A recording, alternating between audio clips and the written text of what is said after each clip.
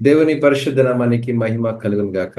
మరొక ఎపిసోడ్ తో మేము ముందుకు వస్తున్నాము. ఈరోజు ఈ ప్రత్యేక ఎపిసోడ్ లో మరి క్రైస్తవ విశ్వాసంలో అత్యంత అద్భుతమైనటువంటి లేఖన భాగాలు యేసుక్రీస్తు ప్రభువారి యొక్క పునరుద్ధానం. అనగా ప్రతి క్రైస్తవ విశ్వాసి క్రీస్తు ఎలా లేపబడ్డాడో అదే పునరుద్ధాన అనుభవాన్ని కలిగి ఉంటాడని పరిశుద్ధ గ్రంథాన్ని బైబిల్ తెలియజేస్తుంది. ఈ విశ్వాసంలో ఈ వినూత్న అనుభవాన్ని తెలియజేయడానికి మన మధ్యలో జాషువా సిరిగిరి గారు ఉన్నారు. Brother, welcome to this. Praise the Lord, and I'm so glad and I'm very privileged. Thank you very much brother. ప్రత్యేకంగా క్రైస్తవ విశ్వాసంలో పునరుద్ధానం అనేది అత్యంత ప్రాముఖ్యమైన బ్రదర్. అసలు పునరుద్ధానము అంటే ఏంటి అనేది కొంచెం వివరించాల్సిందిగా ప్రాపర్టీ మనం చేస్తున్నాం బ్రదర్. పునరుత్థానము అంటే it is a return to life from A subsequent to death. మరణం తర్వాత తిరిగి లేవడం లేదా లైఫ్ని మళ్ళా పొందడం, ఇది పునరుత్థానం. పునరు ఉత్థానము అంటే తిరిగి లేవడం అని అర్థం. ఇప్పుడు మామూలుగా ఈ పునరుత్థానం అంటే చనిపోయిన తర్వాత తిరిగి లేవడము అంటే జీవాన్ని మళ్ళా తిరిగి పొందడము అని మనము అర్థం చేసుకోవాలి. ఈ పునరుత్థానాన్ని గురించి మనము అంటే ఇది క్రైస్తవ విశ్వాసంలో చాలా ప్రాముఖ్యమైనది. ఈ క్రైస్తవ విశ్వాసము యొక్క పునాదే యేసుక్రీస్తు యొక్క మరణము, భూస్థాపన, పునరుత్థానం మీద ఆధారపడింది. ఎవరైతే ఈ పునరుత్థానాన్ని పొందాలని అంటే తిరిగి జీవము కావాలని కోరుకుంటారో ఆ జీవము క్రీస్తులోనే ఉంది. కాబట్టి ఇది పునరుత్థానాన్ని గురించిన విషయాలు మనం చాలా నేర్చుకోవాలి. ఈస్టర్లో పునరుత్థాన పండుగ అంటారు. ప్రతి ఆదివారము మనము యేసు ప్రభు మృతుల్లో నుంచి లేచిన పునరుత్థానపు దినముగా మనం చేసుకుంటాం. అంటే పునరుత్థానము అంటే అర్థం ఏంటంటే యేసు ప్రభు వారు మరణాన్ని జయించి తిరిగి లేచిన కారణాన ఆ దినమున పునరుత్థానము అయ్యాడు కనుక అది పునరుత్థానం యొక్క దినము. ఆ వారములలో మొదటి వారం ఆదివారమున మనము యేసుక్రీస్తు వారు మరణం నుంచి తిరిగి లేచిన సందర్భాన్ని మనం జ్ఞాపకం చేసుకొని ప్రభువును ఆరాధిస్తాం. పునరుత్థానాన్ని గురించి ఇంకా కొన్ని విషయాలు కూడా ఉన్నాయి బ్రదర్. ఏంటంటే ఇది మరణానికి మరి జీవానికి లేకపోతే ఈ మరణానికి ఈ యొక్క పునరుత్థానానికి మధ్యలో ఈ పునరుత్థానం యొక్క కంప్లీషన్ అంటే మరణించారు మన ప్రియులందరూ కూడా, వాళ్ళు ఇప్పుడు పరదైసులో లేకపోతే ప్రభు సన్నిధిలో ఉన్నారు. వారు ఒక పునరుత్థానం, అది జీవ పునరుత్థానానికి వెళ్ళారు. కానీ ఈ జీవ పునరుత్థానంలో వాళ్ళు ఇంకా కంప్లీట్ కాలేదు. అంటే వారి యొక్క శరీరాలు మహిమా శరీరాలుగా మార్చబడలేదు. అది జరిగే సమయము ఒకటి రాబోతుంది. అదే మనము తెలుసుకోవాలంటే ఇది బిట్వీన్ డెత్ అండ్ రెజరెక్షన్ మధ్యలో మానవుని యొక్క పునరుత్థానము కంప్లీట్ కావాలి అంటే రోమా 8:23 కూడా ఈ దాన్ని మీరు చదివితే మనకు అర్థమవుతుంది. రోమపత్రిక 8:28. అంతేకాదు ఆత్మ యొక్క ప్రథమ ఫలము నొందిన మనము కూడా దత్తపుత్రత్వము కొరకు అనగా మన దేహం యొక్క విమోచనము కొరకు కనిపెట్టుచు మనలో మనము మూలుగుచున్నాము. కాబట్టి ఇది ఇక్కడ ఈ ఆత్మ యొక్క ప్రథమ ఫలముల నొందిన మనము కూడా దత్తపుత్రత్వం కొరకు అంటే మన దేహం యొక్క విమోచనము అంటే మన దేహం నుండి విమోచించబడాలి. ఇది మరణం కాదు, ఈ విమోచనము పునరుత్థానం. కాబట్టి మనం అర్థం చేసుకోవాలి. అదేవిధంగా 2వ కొరింథీయులకు రాసిన పత్రిక 5:3. 2వ కొరింథీయులకు 5:3. ఈ గుడారములోనున్న మనము భారము మోసుకొని మూలుగుచున్నాము.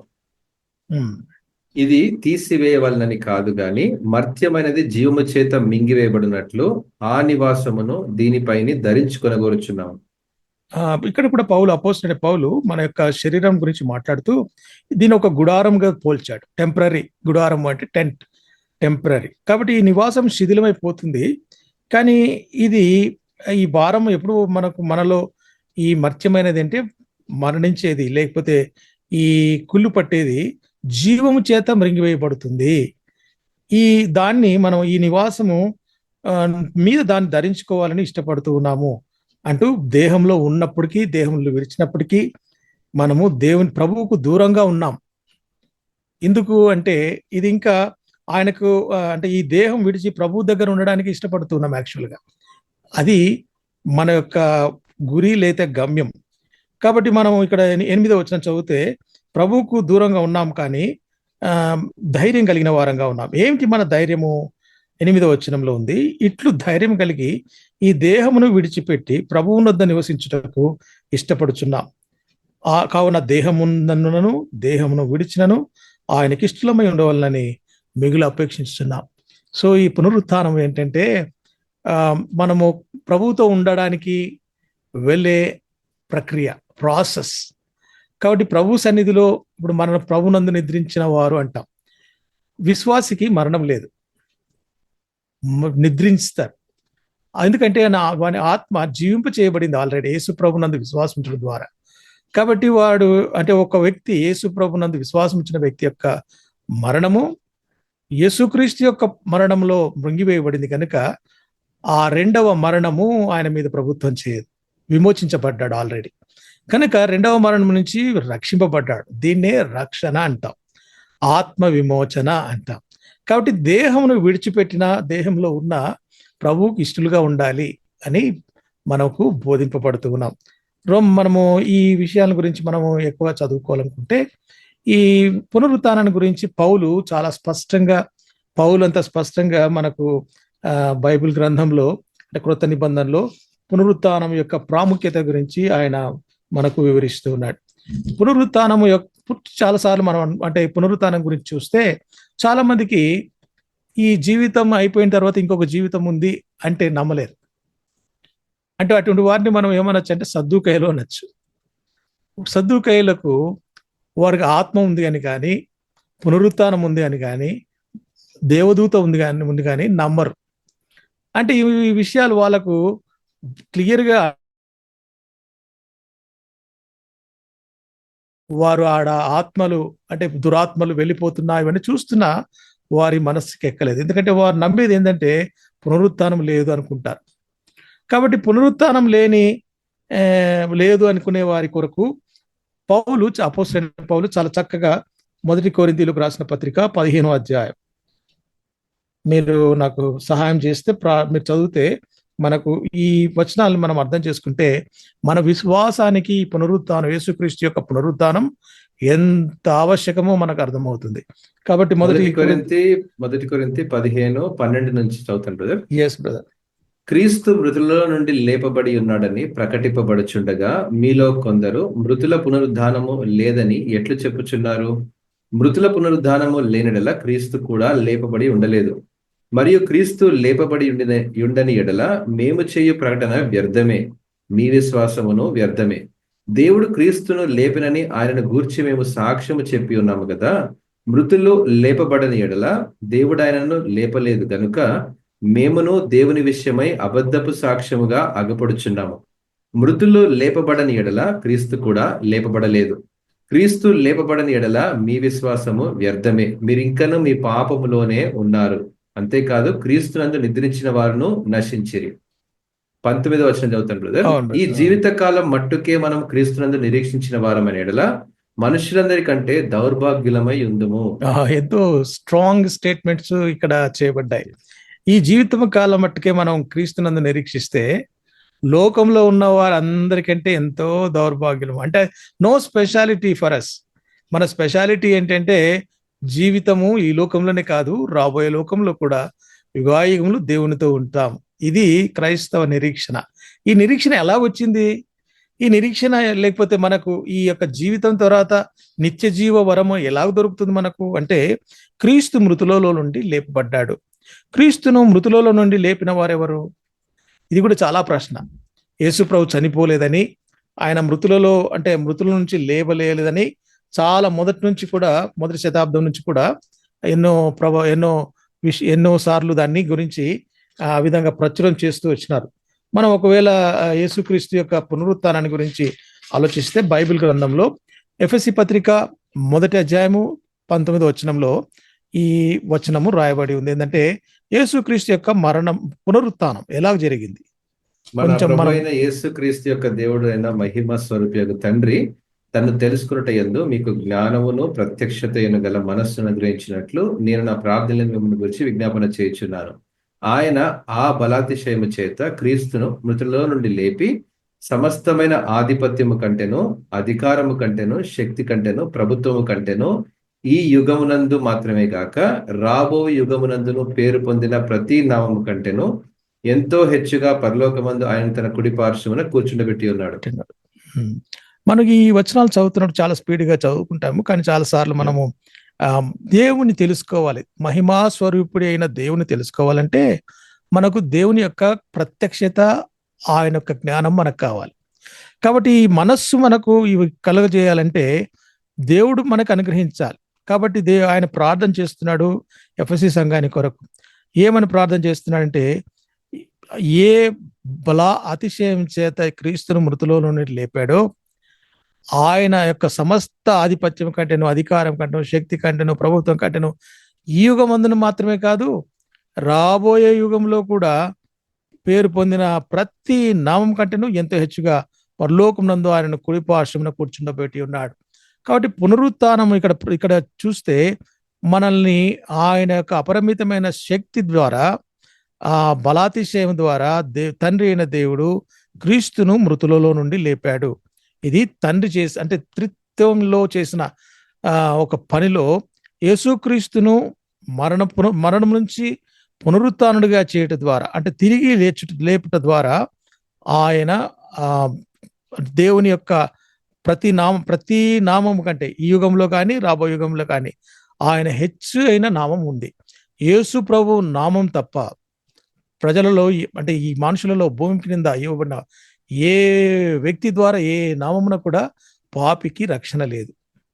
ఇది చాలా స్పష్టంగా బైబిల్ గ్రంథం చెప్తుంది. కాబట్టి ఈ నామము దేవుడు హెచ్చించినాడు. కారణం ఏంటంటే ఆయన తన శక్తిని అంటే తండ్రిని తెలుసుకోవడానికి యేసుక్రీస్తును మృతులలో నుండి లేపాడు. మొదటిగా ఇదే ఎఫెసీ పత్రిక 5వ అధ్యాయం 14వ వచనంలో మనం చూస్తే ఇక్కడ కూడా తండ్రి అయిన దేవుడు యేసుక్రీస్తు తన యొక్క అంటే మృతుల నుంచి ఎలాగ లేచాడో ఇక్కడ కూడా రాయబడింది. ఎఫెసీ పత్రిక 5వ అధ్యాయం 14వ వచనం. అందుచేత నిద్రించుచున్న నీవు మేల్కొని మృతుల నుండి లెమ్ము, క్రీస్తు నీ మీద ప్రకాశించునని చెప్పాను. క్రీస్తు మన మీద ప్రకాశించాలంటే మనము మృతులలో నుండి లేవాలి. ఏంటి మృతులలో నుండి లేవాలి? మృతులు లేవగలరా? మనంతకు మనం లేవగలమా అంటే మనకు ఇక్కడ ఈ ఎఫెసీ పత్రికలోనే చాలా విషయాలు ఉన్నాయి. మనము దాన్ని క్లుప్తంగా ఒకవేళ ధ్యానించుకుంటే, మనము అపరాధముల చేత, పాపముల చేత మన ఆత్మ చచ్చిన స్థితిలో ఉంది. అంటే బ్రతికి ఉన్నాం కానీ మన ఆత్మ నిద్రపోతున్నట్టుగా ఉంది. కనుక మేల్కోవాలి. ఇది ఎవరు మేల్కొల్పుతారు అంటే, ఇది కూడా దేవుడే మనల్ని ఆత్మ నుంచి మేల్కొల్పి లేకపోతే జీవితులుగా చేస్తాడు. 2వ అధ్యాయంలో మనం చూస్తాం. చూడండి, మొదటి వచనంలో, మీ అపరాధముల చేతను పాపముల చేతను మీరు చచ్చిన వారై ఉండగా ఆయన, అంటే తండ్రి అయిన దేవుడు మిమ్మును క్రీస్తుతో కూడా బ్రతికించెను. సో ఇది పునరుత్థానం. అంటే ఎట్లా పునరుత్థానము అంటే, మన ఆత్మ జీవముతో లేపబడ్డాం. మన ఆత్మ మృతంగా ఉన్నింది. ఎలా మృతంగా ఉన్నిందంటే, దేవునికి దూరంగా పాపం చేత, అపరాధము చేత మన ఆత్మ చచ్చిన స్థితిలో ఉన్నింది. ఇది జీవింపబడాలి. దీనికి అంటే యేసుక్రీస్తునందలి విశ్వాసం ద్వారా ప్రభువు యేసుక్రీస్తుని ఏ విధంగా లేపాడో మనల్ని కూడా ఆ విధంగా బ్రతికించాడు. సరే, ఇంకా మరొక వాక్య భాగము రోమిలకు రాసిన పత్రిక 6వ అధ్యాయము 3, 4, 5 వచనాలు బ్రదర్. రోమిలకు రాసిన 6వ అధ్యాయము 3వ వచనం, క్రీస్తు యేసులోనికి బాప్తిసం పొందిన మనం అందరము ఆయన మరణంలోనికి బాప్తిసం పొందితేమని మీరు ఎరుగరా? కాబట్టి తండ్రి మహిమ వలన క్రీస్తు మృతులలో నుండి ఎలాగో లేపబడెనో అలాగే మనమును నూతన జీవం పొందిన వారమై నడుచుకున్నట్లు మనం బాప్తిసం వలన మరణములో పాలు పొందుటకై ఆయనతో కూడా పాతి పెట్టబడుతుంది. ఇది అప్రోప్రియేట్. ఇది ఒక మరణము భూస్థాపన పునరుత్థానాన్ని, యేసుక్రీస్తు యొక్క మరణము భూస్థాపన పునరుత్థానానికి సాదృశ్యంగా బాప్తిస్మము. ఇక్కడ తండ్రి మహిమ వల్ల యేసుక్రీస్తు ప్రభు లేపబడ్డాడు అన్న పాయింట్ ని నేను కోట్ చేస్తాను ఇక్కడ. అదే ఇక్కడ మనం క్రీస్తుతో కూడా చనిపోతేనే మృతులలో నుండి ఆయన ఏ విధంగా లేచాడు, ఇంకా ఆయన చనిపోలేదు, క్రీస్తు మృతులో నుండి క్రీస్తు ఇంకా చనిపోలేదు, మరణం ఇక మీదట ఆయన మీద ప్రభుత్వం చేయడం ఎరిగి ఆయనతో కూడా జీవించుచూ ఉన్నామని నమ్ముతున్నాం. కాబట్టి అంటే మనం ఒక రకం చెప్పాలంటే ఆయన జీవించుచుండగా మనం దేవుని విషయమై జీవిస్తున్నాము. ఈ వచనాలన్నీ చూస్తే ఆయన యొక్క మరణము యొక్క సాదృశ్యం నందు ఆయనతో ఐక్యము గల వారైన ఎడల, 5వ వచనం అనుకుంటాను. Yes. ఐక్యత అనేది అంటే ఇది ఆయన పునరుత్థానం యొక్క సాదృశ్యం నందును ఆయనతో ఐక్యం గలవారం అవుతాం. అంటే ఆయన మరణం ఎంత ప్రాముఖ్యమైందో ఆయన యొక్క పునరుత్థానం కూడా అంతే ప్రాముఖ్యమైంది. రోమిలకు రాసిన పత్రిక 8వ అధ్యాయం 11వ వచనం, మృతులలో నుండి యేసును లేపిన వాని ఆత్మ మీలో నివసించినట్లా మృతులలో నుండి క్రీస్తు యేసును లేపిన వాడు చావునకు లోన మీ శరీరాలను కూడా మీలో నివసించిన తన ఆత్మ ద్వారా జీవింపజేయును. పరిశుద్ధాత్మ దేవుడు కూడా మన ఆత్మను జీవింపచేస్తాడు. ఎందుకంటే యేసుక్రీస్తు యొక్క ఆత్మను ఆయన జీవింపచేస్తాడు. అంటే అర్థం ఏంటంటే మనలో నివసించడానికి, మృతుల నుండి యేసును లేపిన వాని, అంటే ఆత్మ అనే ఇక్కడ తెలుగు బైబిల్లో బోల్డ్ లెటర్లో ఉంటుంది పరిశుద్ధాత్మ అనే అర్థం. పరిశుద్ధాత్మ దేవుడు యేసుక్రీస్తు లేపడం అంటే ఆయనను మృతులలో నుండి లేపడంలో ఆయన తన పాత్ర చేశారు. అంటే ఒక రకం చెప్పాలంటే త్రిత్వమైన దేవుడు ఈ పునరుత్థానాన్ని మానవునికి ఇవ్వడానికి క్రీస్తును అనుమతించాడు. అంటే శరీరధారిగా ఆయన మానవుని యొక్క మరణాన్ని మరణించినాడు. మానవుని యొక్క మరణాన్ని ఆయన మృంగివేశాడు ఆయన మరణంలో. అందుకే ఆయన మరణం గురించి చెప్తూ 1 కొరింథీయులకు రాసిన పత్రిక 15వ అధ్యాయంలో మనం ఇందాక చదువుకున్న లేఖన భాగాల్లోనే ఒక మాట ఉంటుంది. అక్కడ 15 చివరి మాటల్లో ఉంటుంది ఏంటంటే విజయమందు మరణము మృంగివేయబడెను అని రాయబడి ఉంది. అంటే 54వ వచనంలో విజయమందు క్రీస్తు యొక్క మరణము అది కేవలం ఇంకా ఎల్లప్పుడూ మరణించి అట్లే ఉండలేదు ఆయన. ఇంకో రకం చెప్పాలంటే యేసుక్రీస్తు యొక్క మన శరీరానికి యేసుప్రభు శరీరానికి చాలా వ్యత్యాసం ఉంది. ఆయన శరీరధారే, కానీ ఆయన శరీరము కుళ్ళు పట్టలేదు. నాట్ అంటే డికేడ్, కుళ్ళు పట్టని శరీరం. ఒకవేళ మనము అది చూస్తే హెబ్రీ పత్రిక 10వ అధ్యాయంలో ఒక మాట రాయబడి ఉంది. అక్కడ ఏముందంటే యేసుక్రీస్తు వారి లోకానికి వచ్చినప్పుడు ఆయన గురించి చెప్పబడిన, అంటే ప్రవచన మాటల్లో ఆయన గురించి చెప్పబడిన మాట ఏంటంటే 10వ అధ్యాయము 5వ వచనం నుంచి చదువుతారా? కాబట్టి ఆయన ఈ లోకమందు ప్రవేశించినప్పుడు ఇలాగ చెప్పుచున్నాడు, బలియు అర్పణయు నీకు కోరలేదు గాని నాకొక శరీరము అమర్చేదివి, పూర్ణ హోమములను పాప పరిహార్థ బలులను నీకు ఇష్టమైనవి కావు. అప్పుడు నేను గ్రంథపు చుట్టలో నన్ను గూర్చి వ్రాయబడిన ప్రకారము, దేవా నీ చిత్తము నెరవేర్చుటకు ఇదిగో నేను వచ్చి ఉన్నానని, బలులు అర్పణలు పూర్ణ హోమములు పాప పరిహార్థ బలులు నీవు కోరలేదనియు అవి నీకు ఇష్టమైనవి కావనియు పైన చెప్పిన తర్వాత ఆయన నీ చిత్తము నెరవేర్చుటకు ఇదిగో నేను వచ్చి ఉన్నానని చెప్పుచున్నాడు. ఇవన్నీ ఇక్కడ చాలా ఇక్కడ మనం రాయబడినప్పుడు ఆయన అంటే బలి అర్పణ ఆయన కోరలేదు, నాకొక శరీరమును అమర్చితివి. ఇక్కడ యేసుక్రీస్తు వారి యొక్క శరీరము, లేకపోతే ఈ ప్రవచనము 40వ అధ్యాయంలో ప్రవచనానుసారంగా చెప్పబడింది.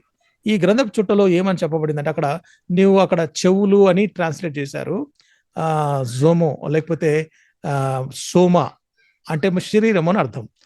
కాబట్టి శరీరాన్ని దేవుడు ప్రత్యేకంగా ఆయన కొరకు ఇచ్చాడు. ఏంటంటే అది కుళ్ళు పట్టలేదు. యేసు ప్రభు యొక్క శరీరము కుళ్ళు పట్టలేదు. ఎందుకంటే అది కుళ్ళు పడితే ప్రభు లేపగలడు, కానీ మహిమానిత్వంగా చేయాలి. మన శరీరమును ఆయన శరీరంలో ఒక రకం చెప్పాలంటే మృంగివేశాడు. మరణాన్ని తన మరణంలో మృంగివేశాడు. కాబట్టి ఆయన మరణము మనకు జీవం ఇస్తుంది, ఆయన శరీరము మనకు మహిమనిస్తుంది. అయితే బ్రదర్, పునరుద్ధానము అనేటువంటి సబ్జెక్ట్ చాలా అత్యంత ప్రాముఖ్యమైనది మనకు అర్థం అవుతుంది. ఏ రీతిగా అయితే ది యాక్ట్ ఆఫ్ ట్రినిటీ కూడా మనకు పునరుద్ధానంలో కనబడుతుంది. అయితే క్రైస్తవ విశ్వాసానికి పునరుద్ధానం ఎందుకు అంత ప్రాముఖ్యమైంది? పునరుత్థానం యొక్క ప్రాముఖ్యత ఏంటి? ఎందుకు అసలు పునరుత్థానం కావాలి? పునరుత్థానం లేకపోతే మనకి ఏమవుతుంది అంటే క్రైస్తవ విశ్వాస పునాది, మన నిరీక్షణకు పునాది పునరుత్థానమే, యేసుక్రీస్తు యొక్క పునరుత్థానం. కాబట్టి యేసుక్రీస్తు వారి యొక్క పునరుత్థానం ఎందుకు జరిగింది, ఎందుకు జరగవలసి వచ్చిందంటే మనకు లూకా సువార్త 24వ అధ్యాయము 45-46 వచనం ప్రకారం లేఖనాలు నెరవేర్చబడాలి, ప్రవచనాలు నెరవేర్చబడాలి. దేవుడు ముందుగానే యేసుక్రీస్తు యొక్క మరణ పునరుత్థానాల గురించి ఆయన ప్రవక్తల ద్వారా తెలియజేస్తూ వచ్చాడు. అంతకంటే ప్రాముఖ్యం ఏంటంటే ఇక్కడ మనం చదువుకున్న మొదటి కొరింథీ పత్రిక 15వ అధ్యాయంలో మన యొక్క పాపములు క్షమించబడి ఉండాలి. ఇది క్షమించబడాలంటే పునరుత్థానం అవసరం. అందుకే ఒకవేళ యేసు ప్రభు వారు మృతులలో నుంచి లేపబడని ఎడల, ఇది మనం ఒకవేళ ఈ విషయాన్ని కనుక ఆలోచిస్తే పౌలు ఎంతో స్పష్టంగా గట్టిగా అంటున్నాడు, మేము చేసే ప్రకటన వ్యర్థమే, మీ విశ్వాసం కూడా వ్యర్థమే. అంటే there is no Christianity, there is no hope. కాబట్టి మేము ప్రకటించడం కూడా వ్యర్థమే. క్రీస్తు లేపలేకపోతే మేము చెప్పే సాక్ష్యము వ్యర్థమే. మేము ఒకవేళ ఆ విధంగా క్రీస్తు మృతుల నుంచి లేపబడలేదు కానీ యేసుక్రీస్తుని గురించి మేము చెప్తుంటే మేము అబద్ధ సాక్షులం అవుతాం అంటూ, మృతులు లేపబడని ఎడల క్రీస్తు కూడా లేపబడి ఉండలేదు అంటున్నాడు. అంటే ఎంత స్ట్రాంగ్ స్టేట్మెంట్ అంటే ఇది 17వ వచనంలో, క్రీస్తు లేపబడని ఎడల మీ విశ్వాసం పెడితేనే మీరు ఇంకను పాపములోనే ఉన్నారు. సో పునరుత్థానముకు పాపక్షమాపణకు అక్కడ లింక్ కనబడుతుంది. అంటే యేసు ప్రభు లేచడం ద్వారా మన పాపములకు ప్రాయశ్చిత్తం కలిగింది. తర్వాత రోమపత్రిక 4వ అధ్యాయం 25వ వచనం ప్రకారం ఒక పాపికి ఆయన శుద్ధీకరించాడు, జస్టిఫై చేశాడు ఆయన యొక్క పునరుత్థానాన్ని బట్టి. తర్వాత ఈ పునరుత్థానాన్ని బట్టి 18 ఇక్కడ చూస్తే, ఒకవేళ పునరుత్థానం లేకపోతే ఈ జీవిత కాలం మట్టుకి మనం జీవిస్తే క్రీస్తునందు నిద్రించిన వారు కూడా నశించిపోయారు. అంటే క్రీస్తునందు యేసుప్రభు లేపబడి ఉండకపోతే, పునరుత్థానం కాకుండా ఉంటే వాళ్ళు కూడా క్రీస్తునందు ఉండి నిద్రించిన వారు నశించిపోయిన వారుగా ఉంటారు. కాబట్టి అది తప్పకుండా ఈ లోకం మట్టుకే కాదు, ఈ పునరుత్థానం యొక్క విశ్వాసము రాబోయే యుగంలో కూడా ఆయనతో కూడా యుగాయుగములు ఉంటాం. ఇక్కడ మనం 15వ అధ్యాయంలోనే మనం చూస్తే ఏ విధంగా ఆదాము ద్వారా మరణం ఈ లోకానికి తీసుకుని వచ్చాడో, యేసుక్రీస్తు ద్వారా ఒక్క వ్యక్తి ద్వారా పునరుత్థానాన్ని దేవుడు మనకిచ్చాడు.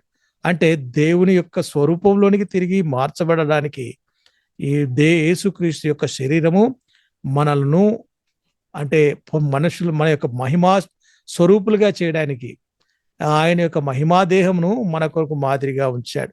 కాబట్టి ఏ విధంగా మొదటి మనుషుడైన ఆదాము జీవించి ప్రాణి అయ్యాడో, అలాగనే కడపటి ఆదామైన క్రీస్తు కూడా జీవింపజేసే ఆత్మ అయ్యాడు అని వ్రాయబడి ఉంది. కాబట్టి భూ సంబంధంగా పుట్టినవాడు, ఈ లోక సంబంధంగా పుట్టినవాడు మరణించాల్సిందే. ఈ శరీరము మట్టిలో వెళ్ళవలసిందే, ఎందుకంటే శరీరము మట్టితో చేయబడింది కాబట్టి. కానీ దేవునికి వద్దకు వెళ్ళేది ఆయన ఆత్మ, మన ఆత్మ ఆయన దగ్గరికి వెళ్ళాలి. కాబట్టి ఈ ఆత్మ మన నుంచి విమోచింపబడాలి. దాని కొరకు, మార్పు కొరకు మనము ఎదురు చూస్తూ ఉన్నాం. అందుకే మనము ఇక్కడ చూస్తే 4వదిగా మనకు ఒక నిరీక్షణ ఇవ్వడానికి క్రీస్తునందు నిరీక్షణ మనకిచ్చాడు. కాబట్టి ఈ పునరుత్థానము మనకు నిరీక్షణ ఇస్తుంది. 1 కొరింథీ 15వ అధ్యాయంలోనే 18, 19 వచనాలు ఇందాక చదువుకున్నాము. క్రీస్తునందు మనము నిరీక్షిస్తే ఆయన యొక్క ఈ యుగంలోనే కాదు, రాబోయే యుగంలో కూడా మనకు జీవం ఉంది.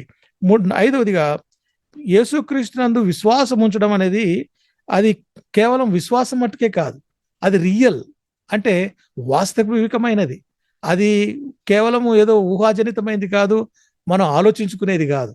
విశ్వాసము అనేది రియల్. కాబట్టి 14వ వచనంలోను మనం చూస్తే ఇదే వచనంలో ఈ విశ్వాసము ప్రభు మనకు రియల్గా చేశాడు. తర్వాత ఆయన యొక్క కుమారత్వాన్ని మన కొరకు, అంటే ఆయన కుమారులుగా స్వీకరించడానికి పునరుత్థానం కూడా మనకు నేర్పిస్తుంది. 2వ కీర్తన 7వ వచనంలో, రోమపత్రిక 1:4లో కూడా ఆయనతో మనం కూడా కుమారులుగా ఎంచబడుతూ ఉన్నాం. తర్వాత యేసుక్రీస్తు యొక్క రాజరికాన్ని గురించి చెప్తూ, దావీదు సింహాసనంలో ఆయన యుగాయుగములు రాజుగా ఉంటాడు అంటే ఆ రాజత్వం గురించి, మృతులలో నుంచి లేపుట ద్వారా ఆయన సదాకాలం జీవించే రాజుగా ఉంటాడు అని అపోస్తల కార్యం 2వ అధ్యాయం 30-32 వచనాల్లో మనం చూస్తాం.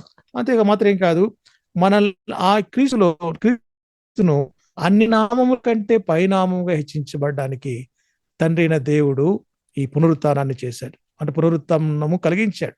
కాబట్టి ఈ నామము ఎటువంటి నామం అంటే పరలోకమందు కానీ, భూమి మీద కానీ, భూమి క్రింద కానీ ప్రతి నామానికి పైనామంగా యేసుప్రభు నామాన్ని హెచ్చించారు.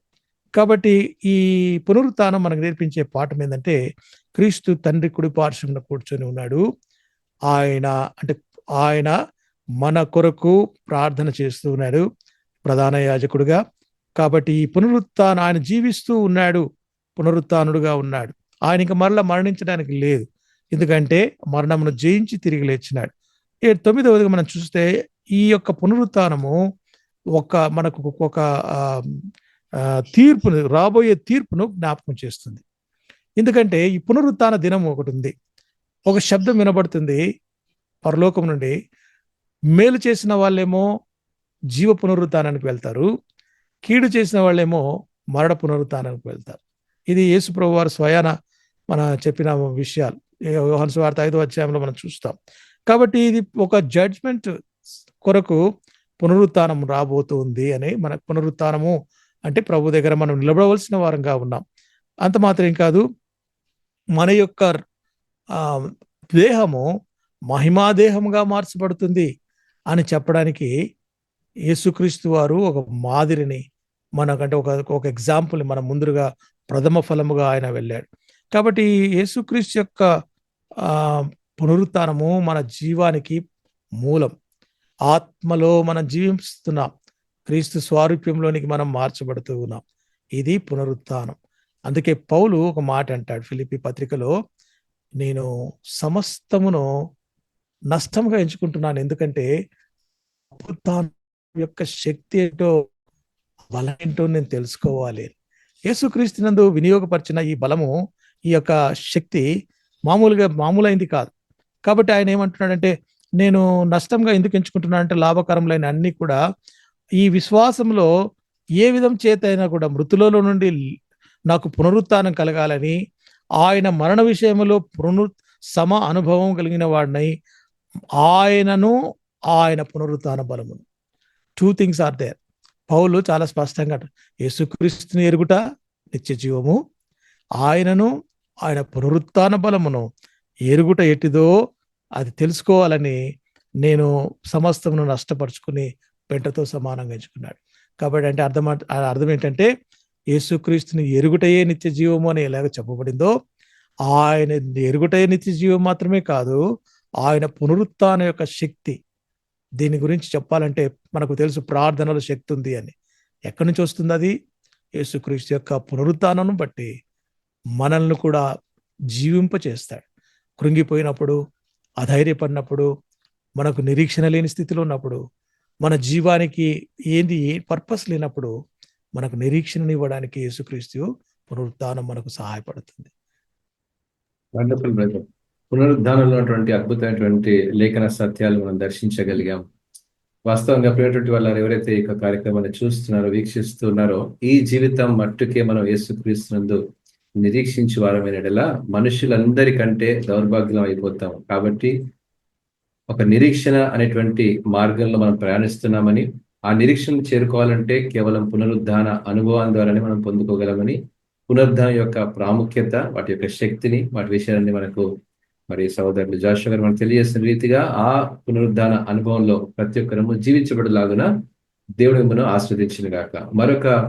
మరి ఒక ఎపిసోడ్ లో మరొక ప్రాముఖ్యమైన విషయం ముందుకు వస్తాము. పాత కృత నిబంధనలో మరి ప్రస్తావించినటువంటి పునరుద్ధానము ఏ రీతిగా ఉంది, పునరుద్ధానం యొక్క ప్రాముఖ్యత నూతన నిబంధన గ్రంథంలో యేసుక్రీస్తు ప్రభువు ఏ రీతిగా మరిన్ని వివరాలు తెలియజేశారు, అవన్నీ మనం తెలుసుకుందాం. అంతవరకు praise the Lord and shalom.